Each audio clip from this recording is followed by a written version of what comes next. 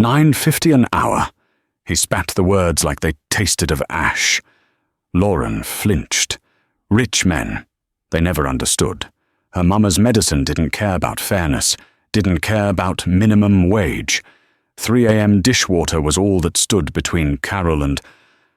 well, the alternative didn't bear thinking about. But he wouldn't get it. See, that's where he was wrong. So wrong. $1,000 bill peeked from his wallet. He was baiting her, but she didn't know he had a secret, a reason for the money that was far more messed up than her own. If she only knew how this night's quiet choice will change everything. This story will take you on a journey with a shocking surprise at the end. The neon sign of Riley's Diner flickered against the darkness of Manhattan's sleeping streets.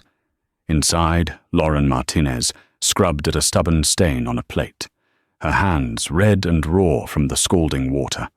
The clock on the wall read 3:47 a.m., and she'd been washing dishes for the past 6 hours, long after her shift as a waitress had officially ended. Her manager, Tom, had offered her extra cash under the table for the overnight cleaning work. She couldn't refuse. Not when her mother's medication cost $3,000 a month, and insurance had denied the claim again. Lauren blinked back tears as she plunged another plate into the soapy water. The diner was silent except for the rhythmic splash of dishes and the hum of the old refrigerator. She was alone, or so she thought. Outside, a sleek black Bentley pulled up to the curb. Alexander Hunt, CEO of Hunt Industries and one of the youngest billionaires in America, sat in the back seat, staring at the dimly lit diner. He'd been driving around the city for hours, unable to sleep, haunted by memories he couldn't escape. His driver, Robert, glanced in the rear-view mirror. "Sir, would you like to return home?" Alexander didn't answer. Instead, his eyes fixed on the figure moving behind the diner's window. A young woman, her dark hair pulled back in a messy ponytail, washing dishes with an intensity that seemed almost desperate. There was something about the scene that struck him. It was 3:00 in the morning. What was she doing here? "Pull over," Alexander said quietly. "Sir," I said, "pull over." Robert obeyed, parking the Bentley in front of the diner. Alexander stepped out, adjusting his tailored suit jacket. Despite the late hour, he never dressed casually, even in the middle of the night. The bell above the door chimed as he entered. Lauren's head snapped up, startled. Her heart raced as she took in the man standing in the doorway. Tall, dark-haired, with piercing grey eyes and a presence that seemed to fill the entire room. His suit probably cost more than she made in 6 months. "We're closed," she said, her voice barely above a whisper. Alexander didn't move. "The sign says 24 hours. Lauren glanced at the faded sign on the door. He was right, technically, though no one ever came in this late. She wiped her wet hands on her apron, feeling suddenly self-conscious. "I can make you coffee, but the kitchen's closed. Coffee is fine." She gestured to a booth near the window, then hurried behind the counter to start a fresh pot. Her hands trembled slightly as she measured out the grounds. She could feel his eyes on her, watching her every move. Who was this man, and why was he here at this ungodly hour? Alexander sat down, his gaze never leaving her. Up close, he could see the exhaustion etched into her face, the dark circles under her eyes, the way her shoulders sagged with weariness. Yet, there was something beautiful about her, a quiet strength that intrigued him. When the coffee was ready, Lauren brought it over, setting the cup down carefully. "Cream and sugar are on the table," she said, already turning to go back to the kitchen. "Wait." She stopped, turning back to face him. "Yes?" "Why are you here at 3:00 in the morning washing dishes?" The question caught her off guard. She opened her mouth, then closed it again, unsure how to answer. It wasn't any of his business, yet something in his tone wasn't accusatory. It was curious, concerned even. "I needed the extra work," she finally said. "That's all. Sit down. I can't. I have to finish. Please." She had no idea what was about to happen. Against her better judgment, Lauren slid into the booth across from him. Alexander studied her face, noting the way she avoided his gaze, the way her fingers twisted nervously in her lap. "What's your name?" "Lauren." "Lauren?" he repeated, as if testing how it sounded. "I'm Alexander." She nodded, though she didn't offer her last name. There was a long silence, broken only by the hum of the refrigerator and the distant sound of a siren outside. "How much do you make here?" Alexander asked suddenly. Lauren's eyes widened. "Excuse me, how much do you make hourly? I don't think that's $102. She bit her lip. $9.50. Alexander's jaw tightened. $9.50 an hour, and she was here at 3 in the morning, her hands raw from washing dishes. He did the math quickly in his head. Even with overtime, she couldn't be making more than $30,000 a year. It was nothing. Less than nothing. "Why do you need the money?" Lauren stood up abruptly. "I should get back to work. I'll pay you $1,000 to sit here and talk to me for an hour." She froze. $1,000. That was nearly 2 weeks of work. She turned slowly, searching his face for any sign that he was joking. He wasn't. "Why?" she whispered. "Because I want to know your story." Little did she know this conversation would change everything. Lauren sank back into the booth, her mind racing. $1,000. She could pay for her mother's medication this week without having to choose between that and rent. But what did this stranger want from her? "I don't understand," she said carefully. "You walk in here at 3 in the morning and offer me money to talk. Who does that?" Alexander leaned back, his expression unreadable. "Someone who can't sleep and finds your situation more interesting than his own insomnia." "My situation," Lauren repeated, a bitter edge to her voice. "You don't know anything about my situation. Then tell me." She should have walked away. She should have gone back to the kitchen, finished the dishes, and forgotten this bizarre encounter ever happened.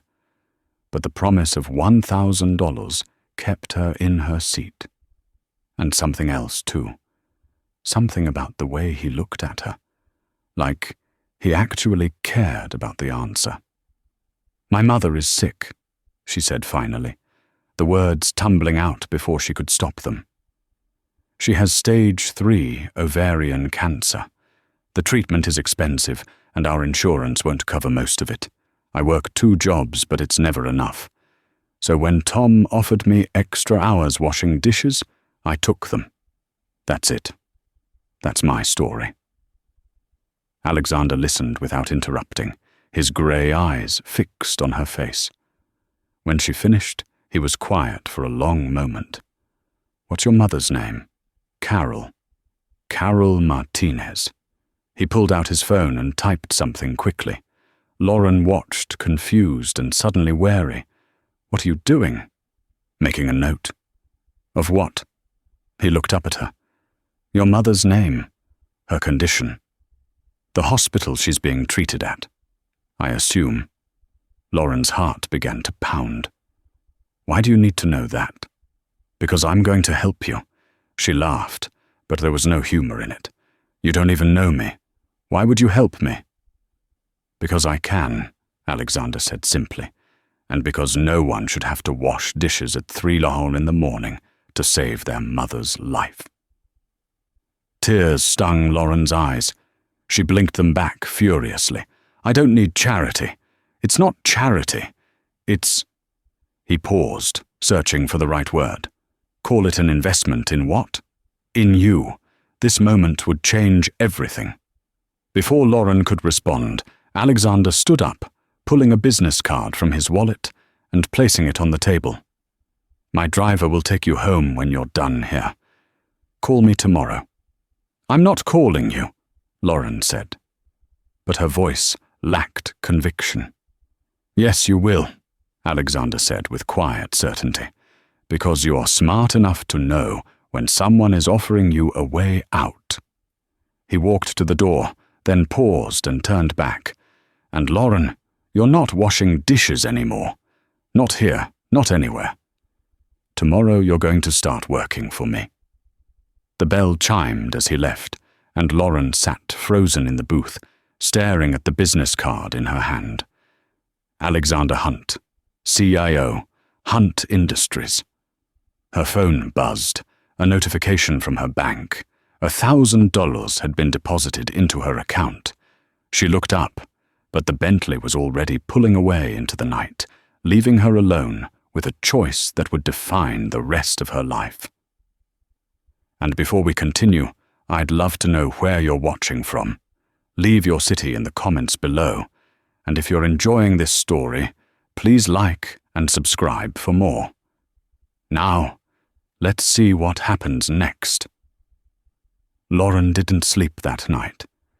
She sat in her tiny apartment, the business card on the coffee table in front of her, turning the impossible offer over in her mind. Work for a billionaire she just met.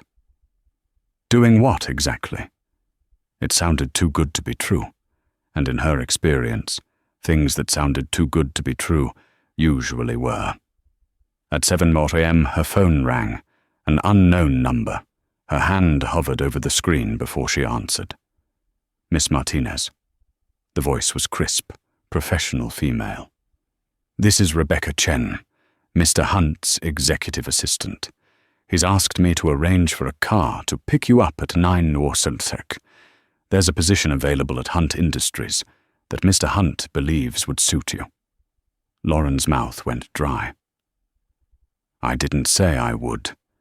The salary is $80,000 per year, with full health benefits that will cover your mother's treatment. Mr. Hunt has also arranged for a consultation with Dr. Sarah Morrison at Sloan Kettering. She's one of the top oncologists in the country. The appointment is scheduled for tomorrow at 10 a.m. The words hit Lauren like a physical blow. 80,000. Full health coverage. A top oncologist. It was everything she needed. Everything she'd been desperately fighting for. Why, Lauren whispered. I don't understand why he's doing this. There was a pause on the other end of the line. When Rebecca spoke again, her voice was softer. Mr. Hunt doesn't do anything without a reason. But I've worked for him for 5 years, and I've never seen him take such a personal interest in someone. Whatever his reasons, I'd suggest you take the opportunity. The car will be there at 9 Warsansek. The line went dead. Lauren stared at her phone, her heart racing. She looked around her cramped apartment, at the stack of medical bills on the counter, at the photo of her mother on the wall from before she got sick. Smiling, healthy, full of life. She picked up the business card and dialed the number. Alexander answered on the first ring. I knew you'd call. I want to meet you first, Lauren said, trying to keep her voice steady.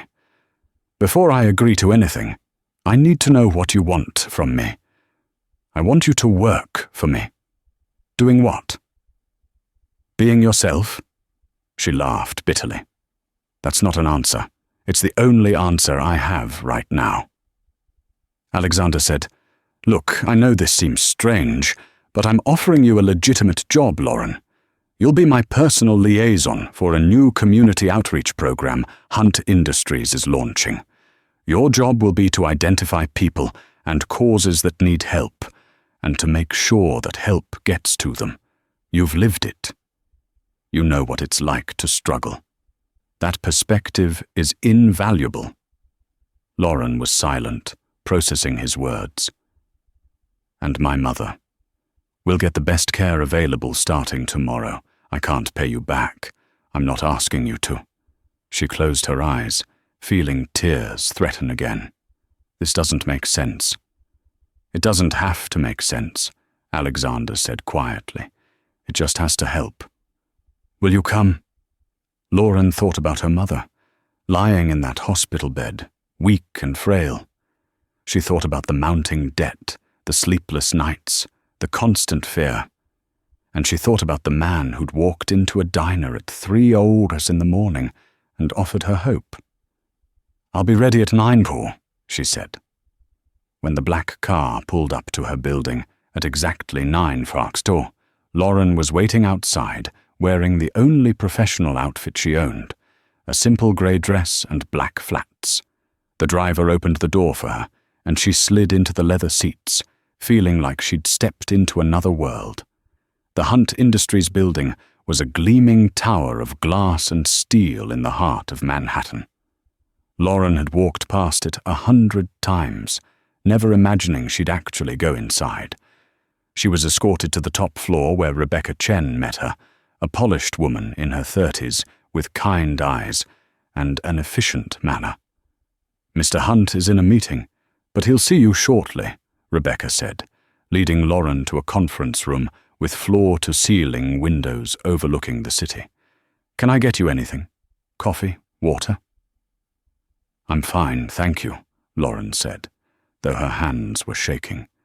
She sat down, trying to calm her racing heart. She didn't belong here. She was a waitress from Queens with a high school diploma and a mountain of debt. What was she doing in a boardroom on the top floor of a billion-dollar company? But this was only the beginning. The door opened and Alexander walked in. He looked different in the daylight, more imposing somehow. His suit was charcoal grey, perfectly tailored, and his presence filled the room the same way it had filled the diner. But when his eyes met hers, something in his expression softened. "You came," he said. "You didn't really give me a choice," Lauren replied, though there was no accusation in her tone. Alexander sat down across from her, his hands folded on the table. "You always have a choice. You could have ignored my call. Thrown away my card, stayed at the diner." "Why are you doing this?" Lauren asked, the question she'd been holding inside finally spilling out. "Really? I need to know." Alexander was quiet for a moment, his gaze drifting to the window. When he spoke, his voice was lower, almost hesitant. "My mother died when I was 10. Cancer. My father was a construction worker, a good man, but he didn't have the money for the treatment she needed. We tried everything. Sold the house, borrowed from family, took out loans we couldn't afford. Nothing was enough. She died in pain, and my father, he was never the same after that." Lauren's breath caught. "I'm sorry. I built this company from nothing," Alexander continued, his eyes returning to hers. "I swore that when I had the power to help people, I would. But somewhere along the way, I forgot. I got caught up in board meetings and profit margins, and forgot what it was all for. Until I saw you last night, washing dishes at 3 in the morning for the same reason I used to work 3 jobs as a teenager, to save someone you love." Tears slipped down Lauren's cheeks. She didn't try to hide them. "I don't know what to say. Say you'll take the job. Say you'll let me help your mother. Say you'll give me a chance to remember what it means to do something that actually matters." She didn't know he had just made the biggest decision of his life. Lauren wiped her eyes and nodded. "Okay, I'll do it." Alexander's expression didn't change, but something in his eyes lit up. "Good. Rebecca will handle all the paperwork. You'll start on Monday. In the meantime, focus on your mother. The appointment with Dr. Morrison is tomorrow at 10 Wows. I'll have a car take you." "Thank you," Lauren whispered. "You don't have to keep thanking me," Alexander said, standing up. "Just show up. Do the work. That's all I ask." But as he walked her to the door, his hand briefly touched her shoulder, and Lauren felt a jolt of electricity that had nothing to do with gratitude. She looked up at him, and for a moment, Their eyes locked. Alexander pulled his hand away quickly, his expression returning to its usual controlled mask. But Lauren had seen it. That flicker of something more, something neither of them was ready to acknowledge. The appointment with Dr. Morrison changed everything. The oncologist was a woman in her 50s with warm brown eyes and a calm, reassuring presence.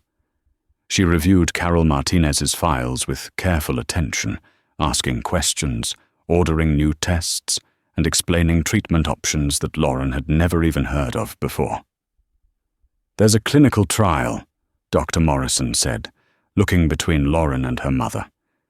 "It's shown remarkable results for stage 3 ovarian cancer. The treatment would be fully covered, and based on your mother's condition, I believe she'd be an excellent candidate." Carol, who had been silent throughout the consultation, finally spoke.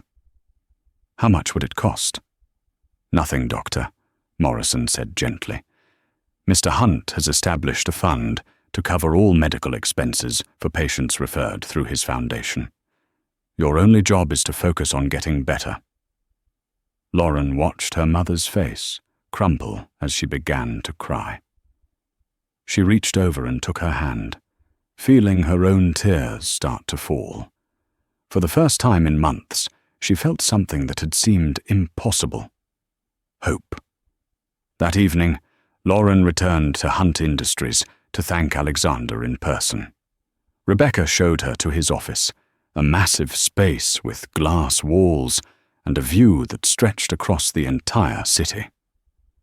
Alexander was standing at the window, his phone pressed to his ear, speaking in rapid, clipped tones about quarterly projections and market shares. He looked every inch the billionaire CEO he was when he saw Lauren. He ended the call abruptly. "I'll call you back." He set the phone down and turned to face her. "How did it go?" "She's starting the trial next week," Lauren said, her voice thick with emotion. "Dr. Morrison thinks there's a real chance. A good chance." Something in Alexander's expression softened. "I'm glad." "I don't know how to repay you," Lauren said. "I don't know how to even begin to." "You don't repay kindness," Alexander interrupted gently. "You pass it forward. That's the whole point of the program. I want you to run. You've been on the receiving end of desperation. Now you'll be on the giving end of hope." Lauren nodded, wiping at her eyes. "When do I start?" "Monday. Rebecca will get you set up with an office, a budget, and a team. But first," he hesitated, then reached into his desk drawer and pulled out a folder. "There's something I need you to do this weekend." Lauren opened the folder. Inside were documents about a homeless shelter in the Bronx that was about to close due to lack of funding. There were photos of families, children, elderly people who would have nowhere to go if the shelter shut down. "They need $50,000 to stay open," Alexander said. "I want you to go there, talk to the director, assess what they need, then come back and tell me if it's worth saving." "Worth saving?" Lauren looked up at him, confused. "It's a shelter. Of course it's worth saving." "Then convince me," Alexander said. "Show me why. Make me understand what it means to the people who depend on it." "That's your job, Lauren, to be the bridge between the people who need help and the resources that can provide it." What happened next shocked everyone. Lauren spent the entire weekend at the shelter.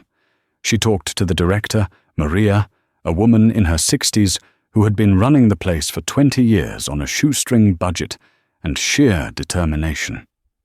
She met families who had lost their homes to medical debt, veterans struggling with PTSD, teenagers who'd aged out of foster care with nowhere to go.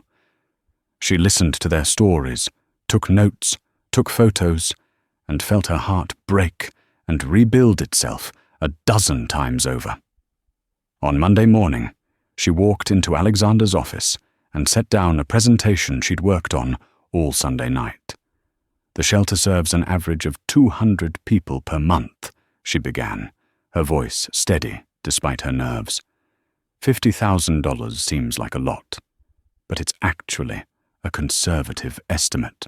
They need a new heating system, roof repairs, and funding for a part-time social worker to help residents find jobs and permanent housing.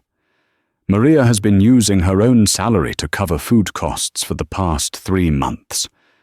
Alexander listened without interrupting, his grey eyes fixed on her face. But the money isn't the most important part, Lauren continued. What matters is what the shelter represents. It's proof that someone cares, that even when you've lost everything, there's still a place that will take you in. I met a woman there, Sarah, who's a nurse. She lost her job when she had to take time off to care for her sick daughter. Without the shelter, she and her daughter would be sleeping in her car. But because of Maria, because of what that shelter provides, Sarah is back on her feet. She starts a new job next week. That's what $50,000 buys, not just a building. Second chances. When she finished, the room was silent. Alexander stood up and walked to the window, his back to her. Lauren's heart sank. Had she said something wrong? Pushed too hard?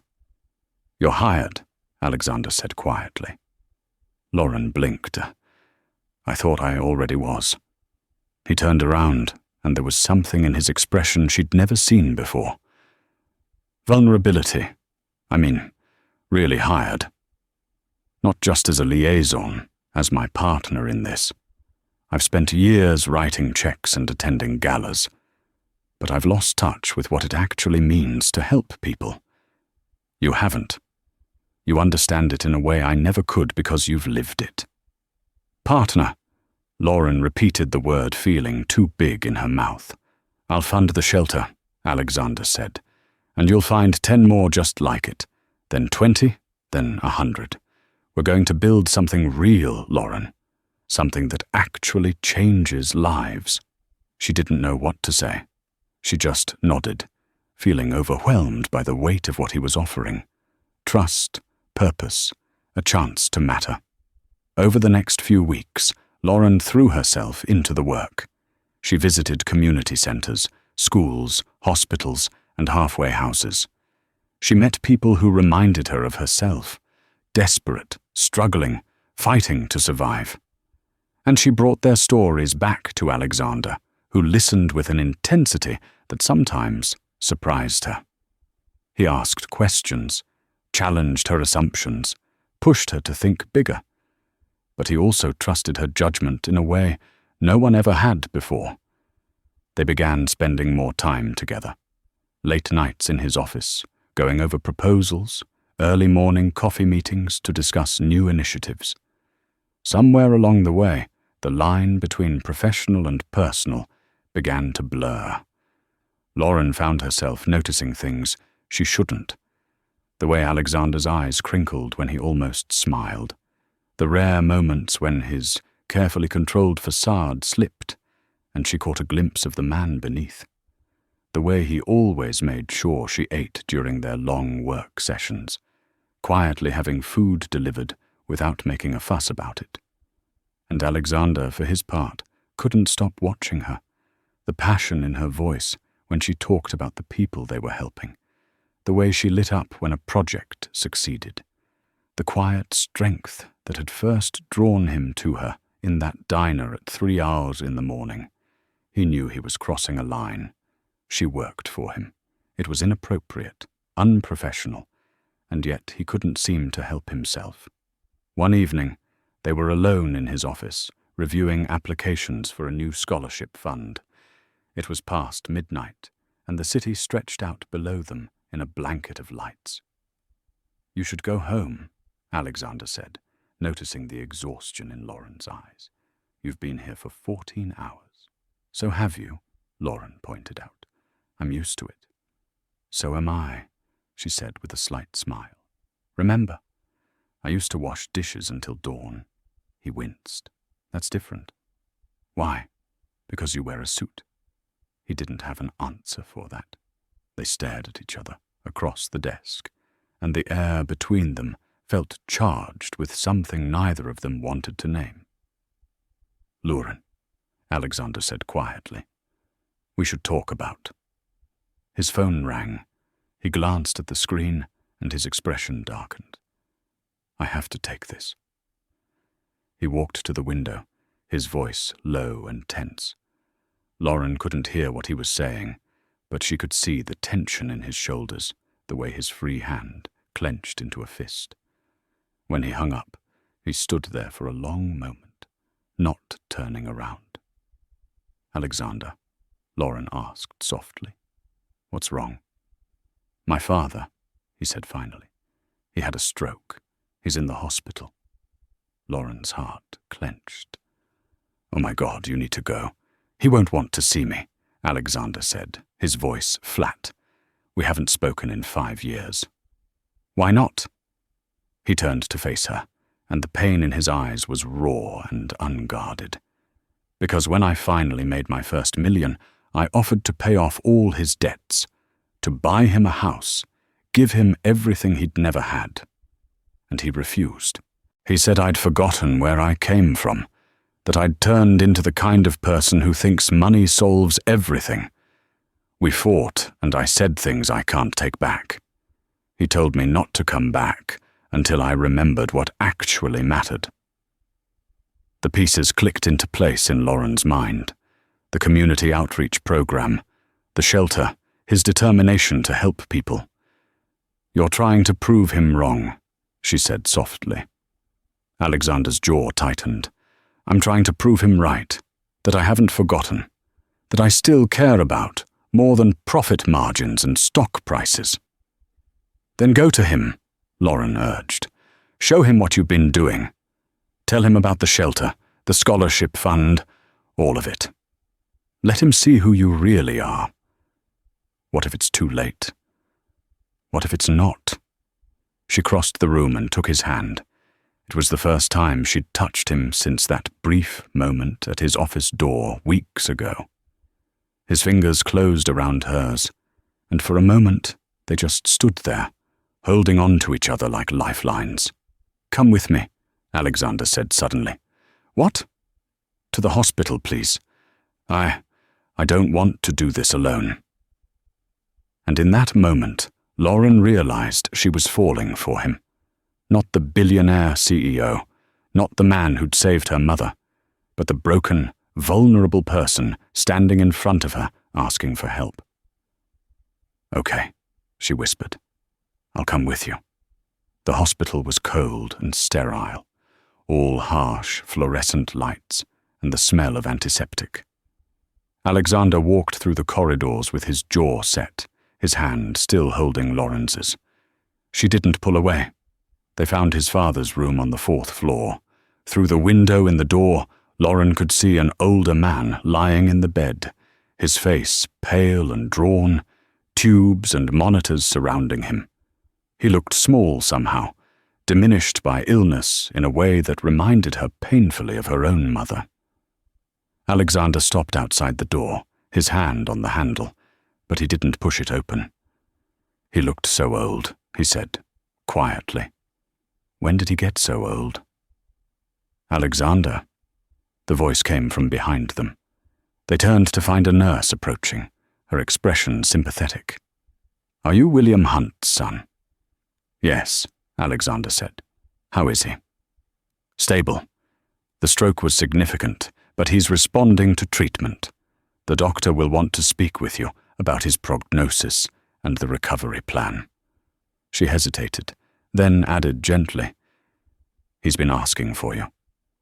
Alexander's expression cracked just for a moment. "He has? Every time he wakes up, he keeps saying your name." Lauren squeezed his hand. "Go to him." Alexander took a deep breath and pushed open the door.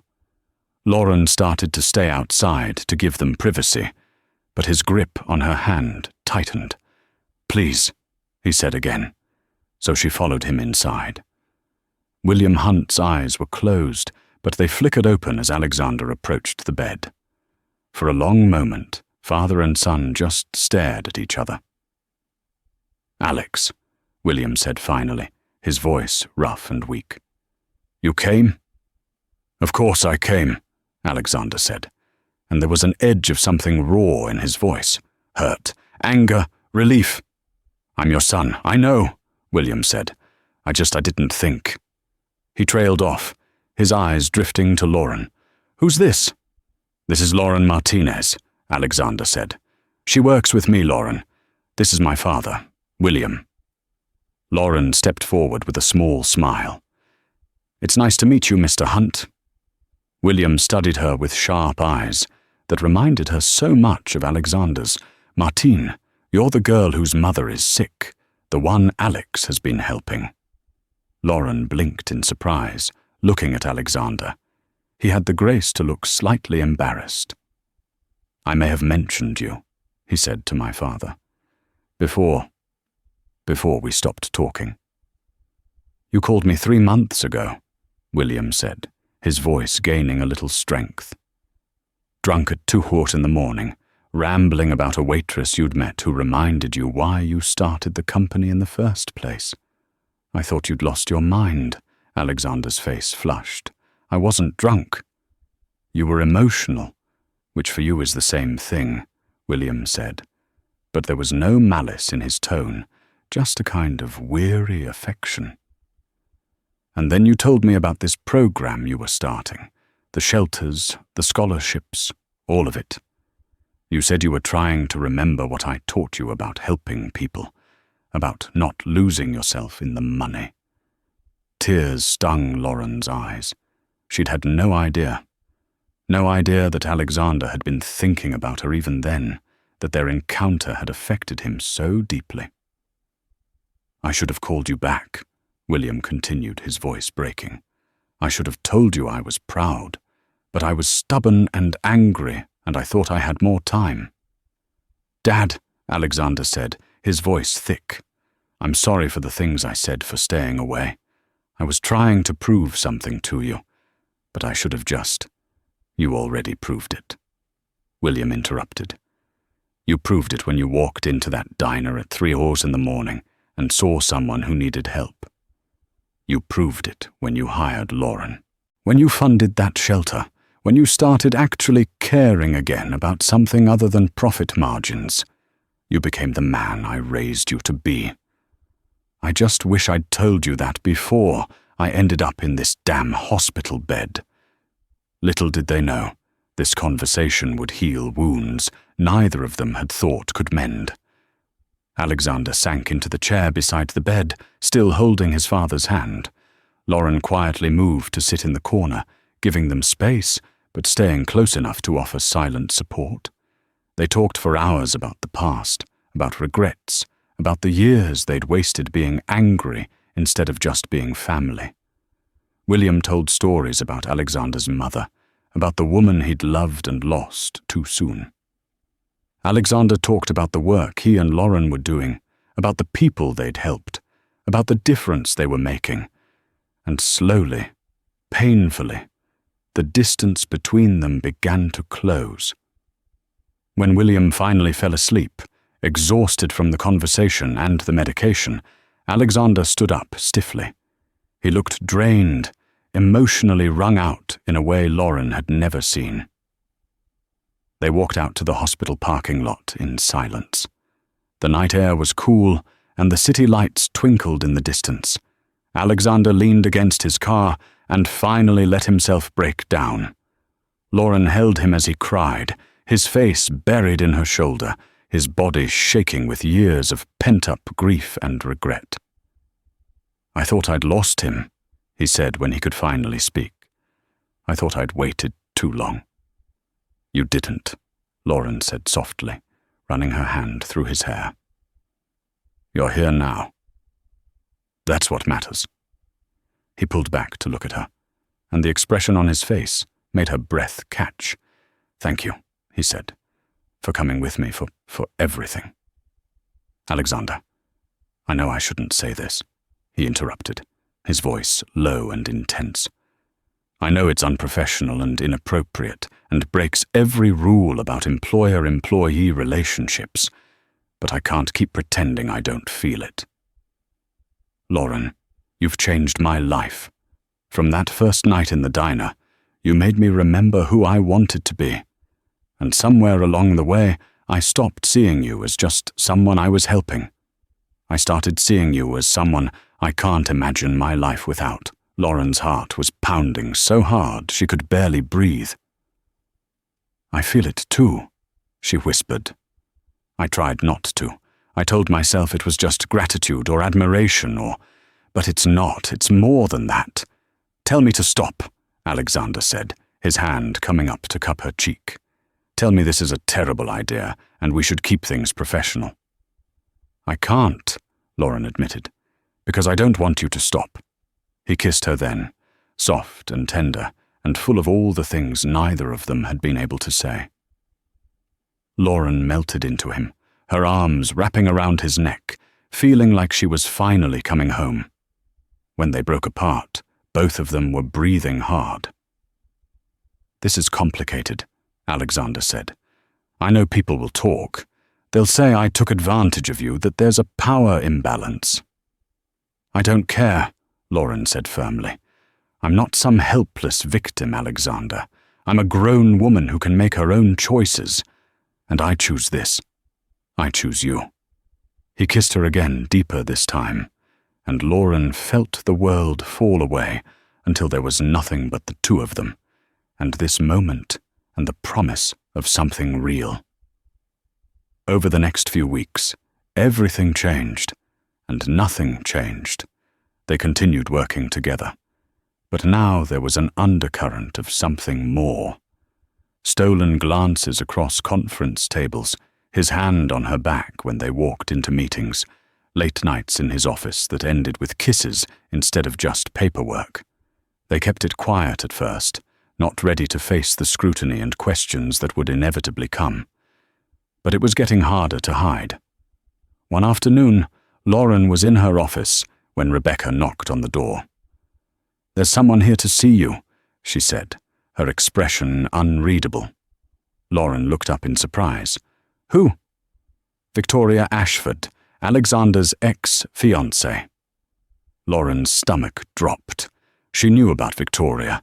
Everyone did. The two of them had been engaged 3 years ago, a perfect match, according to the tabloids. Both wealthy, both from prestigious families. The engagement had ended abruptly, and Alexander had never talked about why. Victoria walked in like she owned the place, all designer clothes and perfect hair and a smile that didn't reach her eyes. "So, you're the waitress she said, without preamble. "I've heard all about you." Lauren stood up, forcing herself to remain calm. "I'm Lauren Martinez. Can I help you with something?" "I'm here to give you some advice," Victoria said, settling into a chair without being invited. "Alexander has a pattern. He finds someone who needs saving, throws money at the problem, and convinces himself it's love. He did it with me, too. My father's company was failing, and Alexander swooped in like a white knight. We got engaged, and then, when the crisis was over and I didn't need rescuing anymore, he lost interest." "I don't believe you," Lauren said, but her voice wavered. "Don't you?" Victoria leaned forward. "Ask yourself honestly, would he have even looked at you twice if you hadn't been washing dishes at 3 hours in the morning, desperate and struggling? He doesn't love you, Lauren. He loves the idea of you, the project, the redemption story. And when he gets bored or finds someone else to save, you'll be left with nothing." "Get out," Lauren said, her voice shaking. Victoria stood up gracefully. "I'm just trying to save you some heartbreak, but if you want to learn the hard way, be my guest." She left, leaving Lauren standing alone in her office, doubt creeping in like poison. Was Victoria right? Was she just another project to Alexander, a way for him to feel good about himself? That evening, when Alexander came to her apartment, she confronted him. "Why did you really hire me?" she asked without preamble. Why did you help my mother? Was it really about the foundation, or was it about making yourself feel better?" Alexander's expression shuddered. "What are you talking about?" "Victoria came to see me today." "Victoria," he said flatly. "And what did she say?" "That I'm just another rescue mission for you. That you have a pattern of finding people who need saving and then losing interest when they don't need you anymore." He was silent for a long moment. Too long. "You're not answering," Lauren said, her heart breaking. "Alexander, please tell me she's wrong." "I can't," he said finally, "because there's some truth to what she said. Not about you," he added quickly, seeing her expression, "but about me. I do have a savior complex. I do throw money at problems because it makes me feel like I'm doing something that matters. And yes, at first, that's part of why I helped you. I saw myself in you. I saw my mother, my father, everyone I couldn't save. And I thought, if I could help you, maybe it would mean something." Tears streamed down Lauren's cheeks. "So she was right?" "No," Alexander said forcefully, crossing the room to take her hands. "She was right about my past, about my patterns. But she's wrong about you, Lauren. You stopped being a project the moment I actually got to know you. When I watched you fight for that shelter. When you challenged me to think bigger. When you held my hand into that hospital and didn't judge me for being broken. I fell in love with you. Not the idea of you. You." "How do I know that's true?" Lauren whispered. "How do I know this isn't just another pattern?" "Because I'm terrified," Alexander admitted. "With Victoria, with everyone else, I always had control. I could walk away whenever I wanted. But with you, I'm in too deep. If you left, it would destroy me. That's how I know it's real. Because for the first time in my life, I'm not the one in control. You are." Lauren searched his face, looking for any sign of deception. But all she saw was raw honesty, vulnerability, and fear. The same fear she felt. "I'm scared too," she confessed. "Everything happened so fast. 6 weeks ago, I was washing dishes at 3 Ostroho in the morning, and now I'm working for a billionaire and falling in love with him. It feels like a fairy tale, and fairy tales don't exist in real life." "Maybe they do," Alexander said softly. "Maybe we just have to be brave enough to believe in them." She kissed him then, pouring all her fear and hope and love into it. And when they finally broke apart, she knew what her answer was. "I believe you," she whispered. "I believe in us." But what she didn't know was that believing wouldn't be enough to protect them from what came next. The next morning, Lauren woke to her phone ringing incessantly. Groggy, she reached for it and saw dozens of missed calls and texts. Her heart began to pound as she opened the first message. It was a link to a tabloid article. The headline read, "Billionaire CEO Alexander Hunt's new love interest, former waitress Lauren Martinez, another charity case, or true love." Below was a photo of them kissing in the hospital parking lot. Someone had been watching. Someone had been waiting. Lauren felt sick. She scrolled through the article, each word like a knife. Sources close to Hunt Industries suggest that Martinez, a former diner waitress with no college education, was hired by Hunt after he encountered her working a late-night shift. While Hunt's representatives claim Martinez holds a legitimate position within the company's philanthropic division, critics question whether her relationship with the CEO is appropriate given the power imbalance and the fact that Hunt is reportedly funding her mother's cancer treatment. Is this a modern-day Cinderella story? Or is Martinez simply the latest in Hunt's pattern of rescue missions? The comments were worse. People she'd never met, saying vicious things about her character, her motives, her worth. Gold digger, social climber, using her sick mother to manipulate a rich man. Lauren's hands shook as she read them. Her phone rang again. "Alexander," she answered, her voice barely a whisper. "Have you seen it?"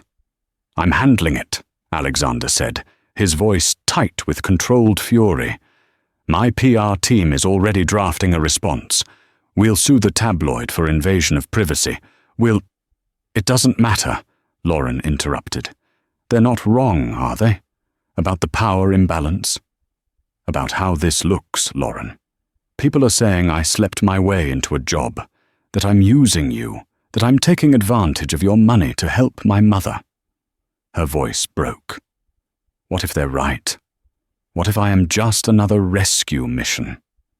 "Stop," Alexander commanded. "Lauren, listen to me. This is what Victoria wanted. This is why she came to see you. She knew if she planted the seed of doubt, if she made you question us, the media would do the rest. Don't let them win." "I need to think," Lauren said. "I need space." "Lauren, please." She hung up. For the rest of the day she ignored his calls, his texts, the flowers he sent to her apartment. She sat alone, staring at her mother's photo, trying to figure out what was real and what was just desperation dressed up as love. That evening there was a knock on her door. She opened it to find not Alexander, but her mother. Carol Martinez stood there, thin and frail from treatment, but with fire in her eyes. "Mom," Lauren gasped. "What are you doing here? You should be resting." "I saw the article," Carol said, walking into the apartment with surprising firmness. "And I came to tell you that you're being an idiot." Lauren blinked. "What?" "You're letting fear and other people's opinions ruin the best thing that's ever happened to you," Carol said, sitting down on the couch. "Do you love him?" "Ah, yes, but no buts," Carol interrupted. "Do you love him, Lauren? Not his money, not what he can do for you?" "Him." Lauren sank down beside her mother, tears streaming down her face. "Yes, I love him so much it terrifies me." "Good," Carol said, taking her hand. "That's how you know it's real. Now let me tell you what I see. I see a man who walked into a diner in the middle of the night and saw my daughter not as a project, but as a person worth knowing. I see a man who not only saved my life, but gave you the chance to save others. I see a man who looks at you like you hung the moon. And I see my daughter who's worked her entire life for everything she has, convinced she doesn't deserve happiness because it came in an unexpected package." "But what if everyone's right?" Lauren whispered. "What if I am just a charity case?"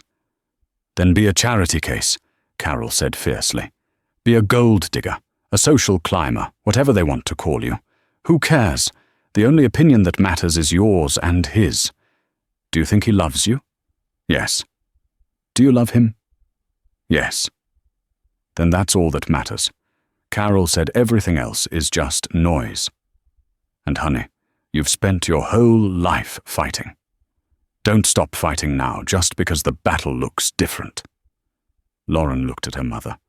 This strong, brave woman who'd raised her alone, who'd faced cancer with quiet dignity, who'd never let the world tell her what she could or couldn't do.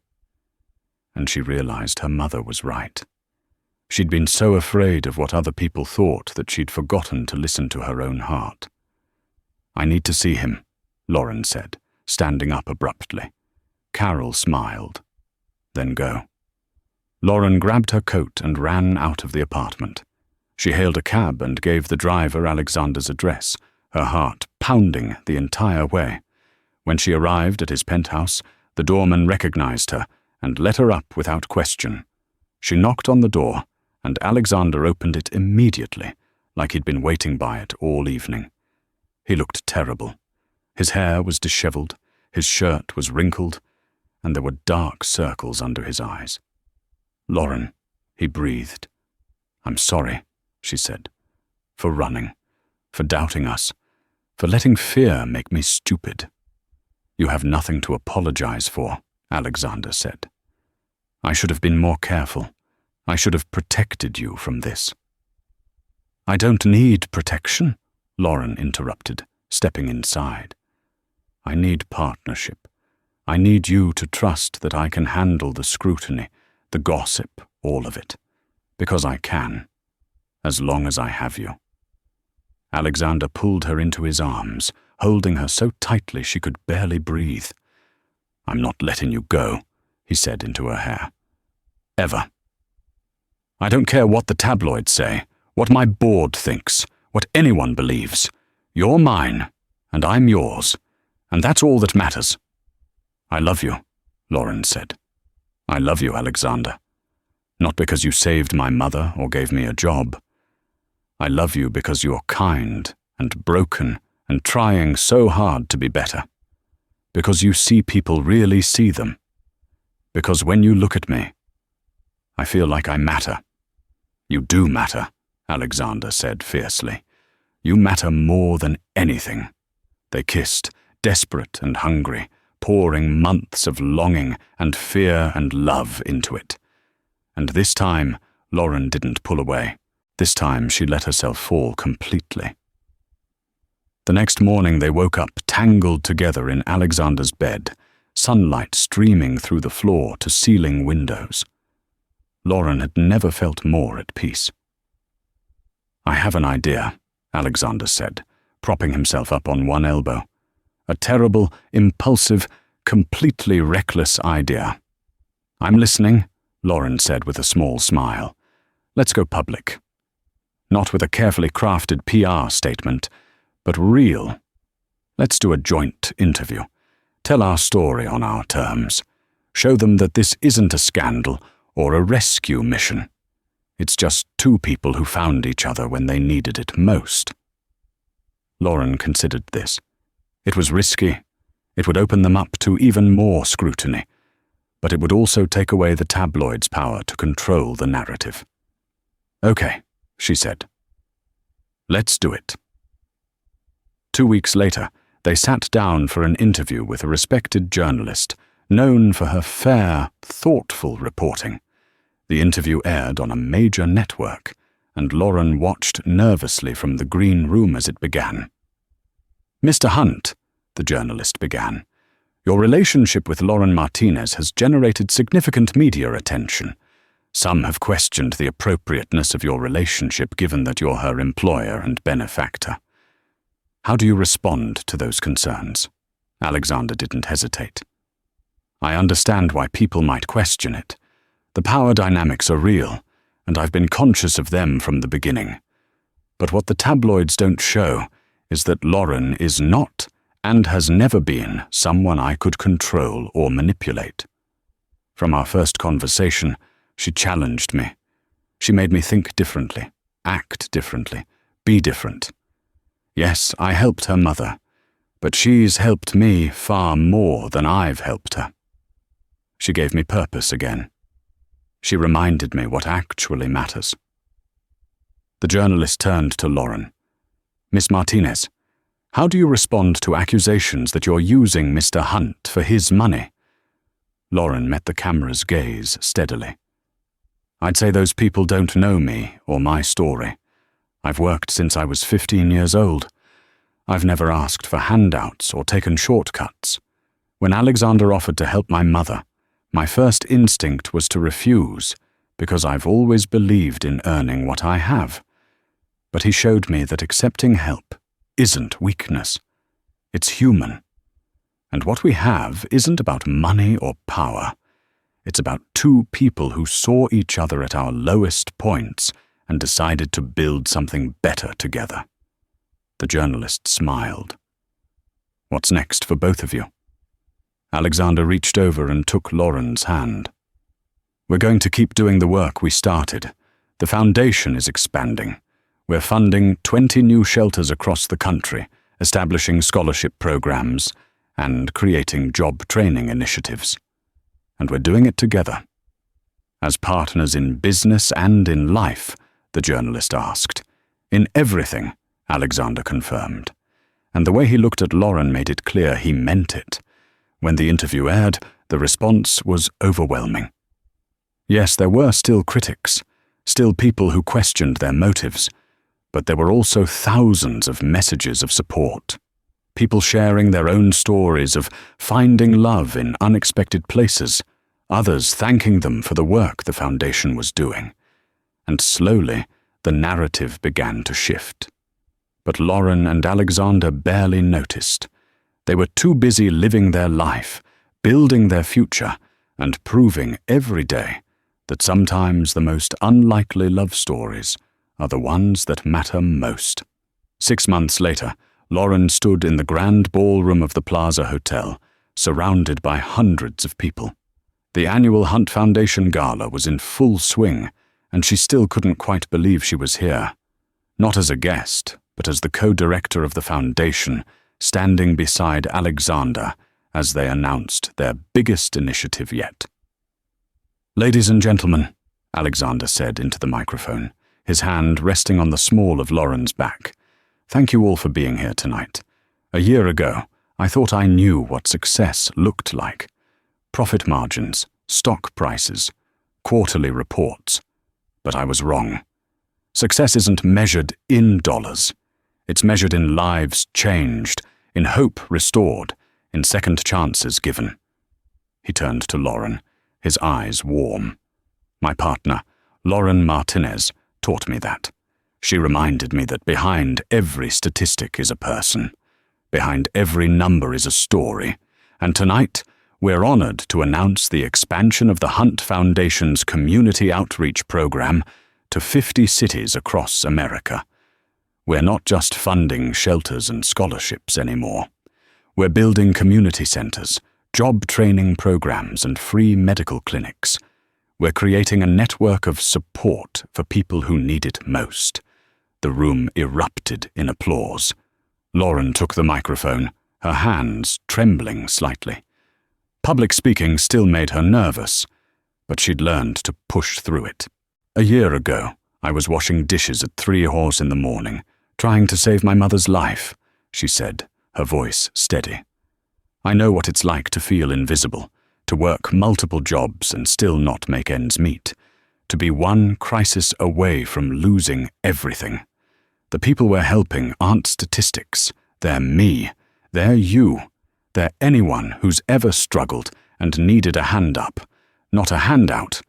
And with your support tonight, we're going to reach thousands of them."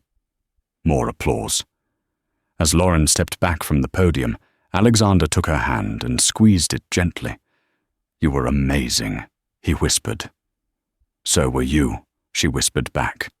The rest of the evening was a blur of handshakes, conversations with donors, and heartfelt